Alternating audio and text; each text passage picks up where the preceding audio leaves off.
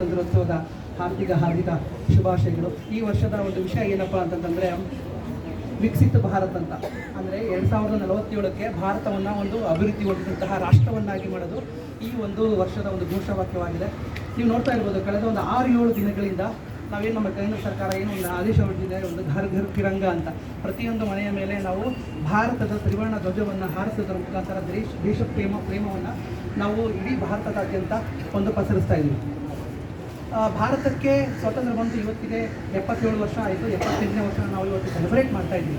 ಈ 77 ವರ್ಷಗಳಲ್ಲಿ ಭಾರತ ಬಹಳಷ್ಟು ಅಭಿವೃದ್ಧಿನ ಹೊಂದಿದೆ, ಬಹಳಷ್ಟು ಬೆಳವಣಿಗೆಯನ್ನು ಕಂಡಿದೆ. ಯಾವುದಂತ ನೋಡೋದಾದರೆ ವಿಜ್ಞಾನ ತಂತ್ರಜ್ಞಾನ ಆಗಿರ್ಬೋದು, ಸಂಶೋಧನೆ ಆಗಿರ್ಬೋದು, ವೈದ್ಯಕೀಯ ಕ್ಷೇತ್ರದಲ್ಲಾಗಿರ್ಬೋದು, ಸಿನಿಮಾ, ಕ್ರೀಡೆ, ರಾಜಕೀಯ, ಬಾಹ್ಯಾಕಾಶ, ಚಂದ್ರಯಾನ, ಮಂಗಳಯಾನ, ಎಲ್ಲ ಕ್ಷೇತ್ರಗಳಲ್ಲೂ ಕೂಡ ಬಹಳಷ್ಟು ಒಂದು ಅಭಿವೃದ್ಧಿನ ಹೊಂದಿದಂತಹ ದೇಶ ಆಗಿದೆ ನಮ್ಮದು. ಇಡೀ ಜಗತ್ತಿನಲ್ಲಿಯೇ 4ನೇ ಆರ್ಥಿಕತೆ ಹೊಂದಿರತಕ್ಕಂತಹ ಅತಿ ದೊಡ್ಡ ದೇಶ ಯಾವುದಾದ್ರೂ ಇದ್ದರೆ ಅದು ನಮ್ಮ ಭಾರತ ದೇಶ.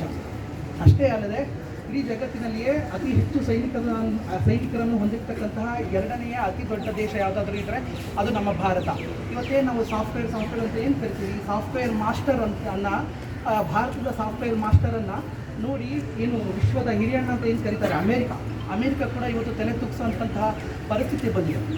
ಇದನ್ನೆಲ್ಲ ನೋಡ್ತಾ ಇದ್ದರೆ ಸ್ವಾತಂತ್ರ್ಯ ಹಾಗೆ ಬಂದ್ಬಿಡ್ತಾ ನಮಗೆ ಅಂತ ನೋಡೋದಾದರೆ ಇಲ್ಲ, ಅದಕ್ಕೆ ಸಾಕಷ್ಟು ಕಾರಣಗಳಿದ್ದಾವೆ. ಅದರಲ್ಲಿ ನೋಡ್ತಾ ಹೋದರೆ ನಾವು ಗಾಂಧೀಜಿ ಮತ್ತು ನೆಹರು ಆ ಸಂಘಟಕರು ಮಾಡಿದಂತಹ ಶಾಂತಿಯುತವಾದಂತಹ ಹೋರಾಟ ಆಗಿರ್ಬೋದು, ಮತ್ತು ಸುಭಾಷ್ ಚಂದ್ರ ಬೋಸ್, ಚಂದ್ರಶೇಖರ್ ಆಜಾದ್, ಭಗತ್ ಸಿಂಗ್ ಅಂತಂತಹ ಮಾಡಿದಂತಹ ಕ್ರಾಂತಿಯುತ ಹೋರಾಟ ಆಗಿರ್ಬೋದು, ಶಾಂತಿ ಕ್ರಾಂತಿ, ಈ ಎರಡೂ ಹೋರಾಟಗಳು ಬ್ರಿಟಿಷರ ಒಂದು ವಿದ್ಯೆಯನ್ನು ಗಳಿಸ್ತವೆ. ಅದೇ ಸಂದರ್ಭದಲ್ಲಿ 2ನೇ ಮಹಾಯುದ್ಧ ಆಗುತ್ತೆ. ಆ ಮಹಾಯುದ್ಧದಲ್ಲಿ ಬ್ರಿಟಿಷರು ಗೆದ್ದರೂ ಕೂಡ ಆ ಗೆಲುವನ್ನು ಅವರು ಸಂಭ್ರಮಿಸೋದಕ್ಕೆ ಆಗೋದಿಲ್ಲ. ಯಾಕೆ ಅಂತಂದರೆ ಅವರು ಫುಲ್ ಫ್ಲಾಟರ್ ಆಗಿರ್ತಾರೆ. ಅಂದರೆ ಇಂಗ್ಲೆಂಡು ದಿವಾಳಿ ಆಗಿರುತ್ತೆ. ದಿವಾಳಿ ಎಷ್ಟಾಗಿರುತ್ತೆ ಅಂದರೆ ಅಲ್ಲಿನ ಜನರ ಒಂದು ಹೊತ್ತಿನ ಬ್ರೆಡ್ಡನ್ನು ಕೂಡ ತಗೊಳ್ಳೋಕ್ಕೆ ಆಗದಿರ್ತಕ್ಕಂತಹ ಪರಿಸ್ಥಿತಿಗೆ ಹೊರಟೋಗಿರುತ್ತೆ ಇಂಗ್ಲೆಂಡು. ಅಷ್ಟೇ ಅಲ್ಲದೆ ನಮ್ಮ ಹಿರಿಯರು ಹೇಳಿದಂಥ ಮಾತು ಅವತ್ತಿಗೇ ಅದು ನಿಜ ಆಗಿರುತ್ತೆ. ಏನಪ್ಪ ಅಂತಂದರೆ ಹಾಲು ಕುಡಿದ ಮಕ್ಕಳೇ ಬದುಕೋದಿಲ್ಲ, ವಿಷ ಕುಡಿದ ಮಕ್ಕಳು ಬದುಕ್ತಾವ ಅನ್ನೋ ಮಾತು ಅವತ್ತಿಗೆ ಅದು ನಿಜ ಆಗಿರುತ್ತೆ 77-78 ವರ್ಷಗಳ ಹಿಂದೆ. ಹೇಗೆ ಅಂದರೆ ನಾವು ನ್ಯಾಯ ನೀತಿಯಿಂದ ಪ್ರಾಮಾಣಿಕತೆಯಾಗಿ ದುಡಿದಂತಹ ದುಡ್ಡೇ ಆಸ್ತಿ ಅಂತಸ್ತೆ ನಮ್ಮ ಹತ್ರ ಇವತ್ತು ಉಳಿಸ್ಕೊಳ್ಳೋಕ್ಕಾಗ್ತಾ ಇಲ್ಲ. ಅಂಥದ್ರಲ್ಲಿ ನಮ್ಮ ಭಾರತ ದೇಶದಿಂದ ದೋಚಿದಂತಹ ಕೊಳ್ಳೆ ಹೊಡೆದಂತಹ ಹಣ ಸಂಪತ್ತನ್ನು ತಗೊಂಡೋಗಿ ಅವರು 2ನೇ ವಿಶ್ವಯುದ್ಧದಲ್ಲಿ ಹಾಕ್ತಾರೆ. ಹಾಗಾಗಿ ಆ ದೇಶ ತುಂಬ ದಿವಾಳಿಯ ಅಂಚಕ್ಕೆ ಹೊರಟೋಗ್ಬಿಡ್ತೇವೆ. ಅದೇ ಸಂದರ್ಭದಲ್ಲಿ ಅಧ್ಯಕ್ಷೀಯ ಚುನಾವಣೆಗಳು ನಡೀತಾ ಇರ್ತವೆ. ಆ ಸಂದರ್ಭದಲ್ಲಿ ಒಂದು ಲೇಬರ್ ಪಕ್ಷದ ನಾಯಕನಾಗಿರ್ತಕ್ಕಂತಹ ಕ್ಲೆಮೆಂಟ್ ಅಟ್ಲಿ ಅಂತಕ್ಕಂಥವರು ಒಂದು ಆಶ್ವಾಸನೆಯನ್ನು ಕೊಡ್ತಾರೆ. ಏನಂದರೆ ಈ ಒಂದು ಚುನಾವಣೆಯಲ್ಲಿ ಏನಾದರೂ ನಾವು ಗೆದ್ದರೆ, ನಮ್ಮ ಪಕ್ಷ ಅಧಿಕಾರಕ್ಕೆ ಬಂದರೆ ನಮ್ಮ ಬ್ರಿಟಿಷರ ವಸಾಹತುಶಾಹಿಯ ಅಧೀನದಲ್ಲಿರ್ತಕ್ಕಂತಹ ಭಾರತ ದೇಶಕ್ಕೆ ನಾವು ಸ್ವಾತಂತ್ರ್ಯವನ್ನು ಕೊಡ್ತೀವಿ ಅಂತಂತ. ಸೊ ಹೀಗೆ ನಮಗೆ ಭಾರತ ದೇಶಕ್ಕೆ ಈ ರೀತಿಯಾಗಿ ಒಂದು ಸ್ವಾತಂತ್ರ್ಯವನ್ನು ಬಂದಿದ್ದು. ಅಷ್ಟೇ ಅಲ್ಲದೆ ಯಾಕೆ ಆಗಸ್ಟ್ 15 ಯಾಕೆ ನಮಗೆ ಸ್ವಾತಂತ್ರ್ಯ ಬಂತು, ಬೇರೆ ದಿನ ಕೊಡ್ಬೋದಾಗಿತ್ತು ಅಂತಂದರೆ ಅದು ರ್ಯಾಂಡಮ್ ಆಗಿ ಸೆಲೆಕ್ಟ್ ಮಾಡಿದ್ದು ಡೇಟಾ ಅಲ್ಲ, ಇದು ಪ್ಲ್ಯಾನ್ಡ್ ಆ್ಯಕ್ಟಿವಿಟಿ ಅಂತ ಕೇಳ್ತಾರೆ. ಅಂತಂದರೆ ಯಾಕೆ ಆಗಸ್ಟ್ 15ಕ್ಕೆ ಇದು ಮಾಡ್ತಾರೆ ಅಂದರೆ, ಹೇಗೆ ಬ್ರಿಟಿಷರು 2ನೇ ಮಹಾಯುದ್ಧವನ್ನು ಗೆದ್ದಿದ್ದಂತಹ ದಿನ ಆಗಸ್ಟ್ 15. ಏನು ಜಪಾನಿನ ಸಾಮ್ರಾಟ ತನ್ನ ಸೈನಿಕರೊಂದಿಗೆ ಬ್ರಿಟಿಷರಿಗೆ ಶರಣಾಗಿದ್ದಂತಹ ದಿನ ಆಗಸ್ಟ್ 15. ಹಾಗಾಗಿ ಆ ದಿನವನ್ನು ಜ್ಞಾಪಕ ಇಟ್ಕೊಳ್ಳೋದಕ್ಕೋಸ್ಕರ ಅವರು ಅದರ ಒಂದು ಸಂನೆನಪಿಗಾಗಿ ಭಾರತಕ್ಕೆ ಆಗಸ್ಟ್ 15ಕ್ಕೆ ಅವರು ಸ್ವಾತಂತ್ರ್ಯವನ್ನು ಕೊಡ್ತಾರೆ. ಮಧ್ಯರಾತ್ರಿನೇ ಯಾಕೆ ಅವರು ಬೆಳಗ್ಗೆ ಕೊಡ್ಬೋದಾಗಿತ್ತು, ಮಧ್ಯಾಹ್ನ ಕೊಡ್ಬೋದಾಗಿತ್ತು, ಅಥವಾ ಸಾಯಂಕಾಲ ಕೊಡ್ಬೋದಾಗಿತ್ತು. ಯಾಕೆ ಮಧ್ಯರಾತ್ರಿಯನ್ನು ಕೊಟ್ಟರು ಅಂತಂದರೆ, ದಿನವನ್ನು ಆಯ್ಕೆ ಮಾಡಿದ್ದು ಬ್ರಿಟಿಷರಾದರೆ ಕಾಲ ಘಳಿಗೆಯನ್ನು ಆಯ್ಕೆ ಮಾಡಿದ್ದು ನಮ್ಮ ಭಾರತೀಯರು.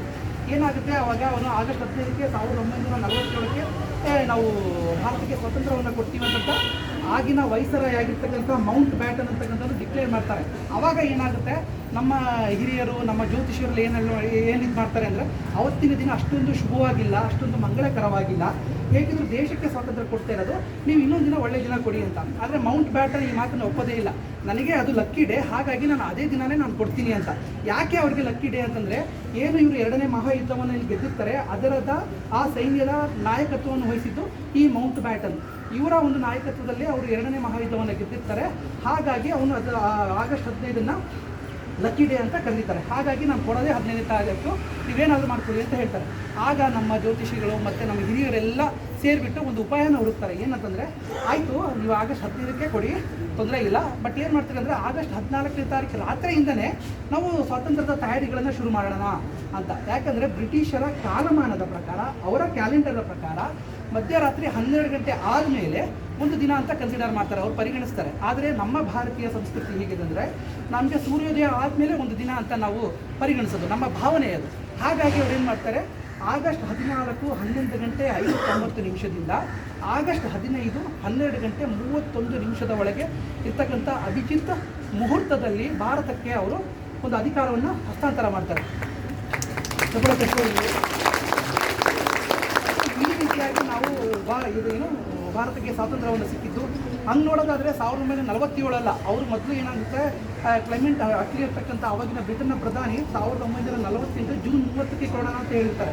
ಬಟ್ ಅಷ್ಟೊತ್ತಿಗೆ ಭಾರತದಲ್ಲಿ ಸ್ವಾತಂತ್ರ್ಯ ಚಳವಳಿಗಳು ತೀವ್ರ ಮಟ್ಟಕ್ಕೆ ಹೋಗಿರ್ತವೆ. ಎಷ್ಟು ಮಟ್ಟಕ್ಕೆ ಹೋಗಿರ್ತವೆ ಅಂದರೆ ಭಾರತವನ್ನು ಕಂಟ್ರೋಲ್ ಮಾಡೋಕ್ಕೆ ಅವ್ರ ಕೈಲಿ ಆಗ್ತಾ ಇರೋಲ್ಲ. ಹಾಗಾಗಿ 1947 ಆಗಸ್ಟ್ 15ಕ್ಕೆ ಕೊಡ್ತಾರೆ. ಹೀಗಾಗಿ ನಮ್ಮ ಹಿರಿಯರು ಪೂರ್ವಿಕರು ಏನು ಅವರು ಯಾವುದೇ ಒಂದು ಜಾತಿ ಮತ ಧರ್ಮಗಳ ಭೇದ ಭಾವ ಇಲ್ಲದೆ ಏನು ನಮಗೆ ಹೋರಾಡಿ ಸ್ವಾತಂತ್ರ್ಯವನ್ನು ತಂದುಕೊಟ್ರು, ಈ ಸ್ವಾತಂತ್ರ್ಯವನ್ನು ನಾವು ಇವತ್ತು ಅನುಭವಿಸ್ತಾ ಇದ್ದೀವಿ. ಹಾಗಾಗಿ ಆ ಎಲ್ಲ ಸ್ವಾತಂತ್ರ್ಯ ಹೋರಾಟಗಾರರಿಗೂ, ಎಲ್ಲ ಸೈನಿಕರಿಗೂ ನಿಮ್ಮ ಕಡೆಯಿಂದ ಜೋರಾದ ಚಪ್ಪಾಳೆ ಬರಲಿ ಅಂತ ಕೇಳ್ತಾ ನಾನು 2 ಮಾತುಗಳನ್ನು ಮುಗಿಸ್ತಾ ಇದ್ದೀನಿ. ಜೈ ಹಿಂದ್, ಜೈ ಕರ್ನಾಟಕ.